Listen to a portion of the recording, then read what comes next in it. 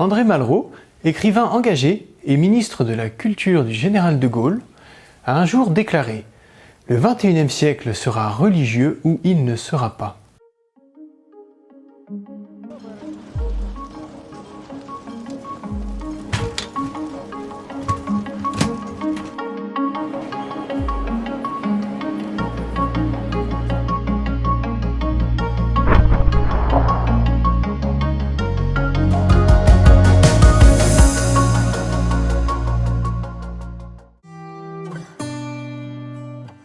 André Malraux, écrivain engagé et ministre de la Culture du général de Gaulle, a un jour déclaré « Le XXIe siècle sera religieux ou il ne sera pas ». Nous étions alors dans la deuxième moitié du XXe siècle, dans les années 60. Bien étrange et mystérieuse prophétie, n'est-ce pas, au temps où la connaissance et la science, devenues toutes puissantes, ont relégué très loin et pour beaucoup toute forme de croyance spirituelle ou de religion.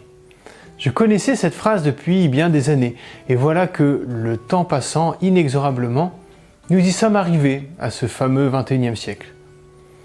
Je me suis demandé ce que pouvait bien évoquer pour l'homme d'aujourd'hui cette fameuse phrase. Mais si nous l'analysons, cette phrase est étrange, car elle sous-entend que son auteur n'envisagerait pour le XXIe siècle que deux possibilités. Deux, et c'est tout. Ou bien un siècle religieux, ou bien pas de siècle. Étrange formulation, n'est-ce pas? Car ce siècle étant bien là et bien présent, puisque nous y sommes et que nous le vivons, il reste pour l'auteur l'autre possibilité, ce siècle sera religieux. Chrétien engagé et ayant une formation en théologie, je trouvais cette phrase incohérente avec ce que je constatais autour de moi, c'est-à-dire une foi qui disparaît peu à peu, car associée pour beaucoup à des croyances d'un autre temps. Cela ayant pour conséquence des églises qui se vident et un manque flagrant de prêtres, de pasteurs ou de religieux. Et puis, il y a quelques jours, j'ai assisté à un débat télévisé où était présenté le cas d'une jeune fille de 16 ans prénommée Mila. Cette jeune fille, adepte comme beaucoup aujourd'hui des réseaux sociaux, a publié l'année dernière une série de tweets où elle prenait clairement position contre la religion. Elle se déclarait libre de toute entrave ou pression religieuse et revendiquait pêle-mêle d'être non-croyante contre toute religion, homosexuelle et libre dans ses tenues, choix vestimentaires, avec pourquoi pas piercing, tatouage. Bref, une jeune fille d'aujourd'hui réclamant de vivre comme elle l'entendait, sans Dieu ni maître, sans contrainte et en totale liberté. Voilà bien des paroles, après tout, qui n'engagent que elle.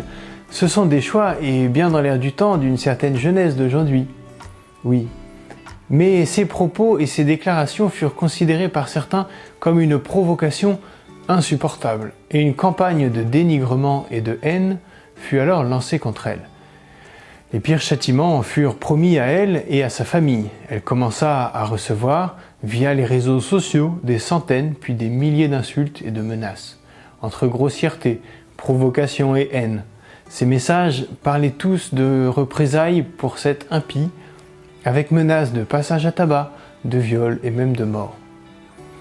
Comprenant que les choses devenaient graves, sa famille dut se résoudre à porter plainte et à demander la protection de la police, puis à déménager. Aujourd'hui, la vie de Mila est transformée à jamais, car elle ne peut plus vivre librement. Tel cet écrivain, Salman Rushdie, à qui il y a quelques années certains intégristes reprochèrent ses écrits, Mila est à son tour victime d'une fatwa lancée contre elle. À 16 ans, elle ne peut plus vivre au grand jour, forcée pour échapper aux pires représailles de demeurer cachée et condamnée par la religion, comme le titrera la presse en évoquant son cas. Mais je voudrais éclaircir les propos entendus afin d'éviter tout amalgame et confusion lorsque l'on évoque la croyance et la religion. Le croyant, c'est l'individu qui a cette foi en lui, une foi qui le fait se tourner vers le sacré auquel il croit. C'est donc au départ un élan, une relation toute personnelle entre le croyant et son Dieu ou sa divinité qu'il invoque et auquel il se réfère. Le plus souvent, le croyant intégrera la communauté de fidèles qui représentera à ses yeux les préceptes auxquels il croit et auxquels il adhère.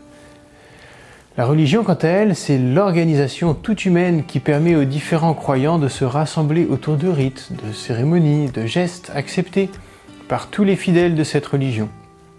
Cela permet d'établir une cohésion, de conserver une organisation et des références pour célébrer et louer la divinité qu'on révère et qu'on révèle. Elle instaure et dicte, applique des règles et consignes que chaque fidèle qui s'en réclame est appelé à suivre. Cela ne vaut bien sûr qu'au sein même d'une communauté et ne devrait a priori ne concerner que les fidèles partageant la même croyance et la même foi. Cette phrase de Malraux peut donc bien s'appliquer à ce qui se passe aujourd'hui. Ce siècle est religieux. Mais hélas, certains de ces religieux s'arrogent le droit d'imposer à tous leurs pratiques et leur façon de croire. Ils veulent imposer l'adhésion exclusive à leurs propres croyances et cultes. Cette vision d'une religion imposée se rapproche de ce que révèlent tout au long de l'histoire les pratiques humaines, car l'histoire des hommes est hélas remplie de nombreuses exactions. Souvenez-vous, pour ne parler que du christianisme, la crucifixion des chrétiens au temps de l'Empire romain, l'empereur Constantin qui se convertit au IIIe siècle et qui impose alors à tout l'Empire une unique et nouvelle religion, par la contrainte s'il le faut. Les vastes croisades en terre dite sainte, l'Inquisition et le bûcher imposés par l'Église chrétienne du Moyen-Âge, les massacres des opposants comme celui de la nuit de la Saint-Barthélemy, ou le bûcher de l'opposant protestant Michel Servet par les autorités calvinistes de Genève.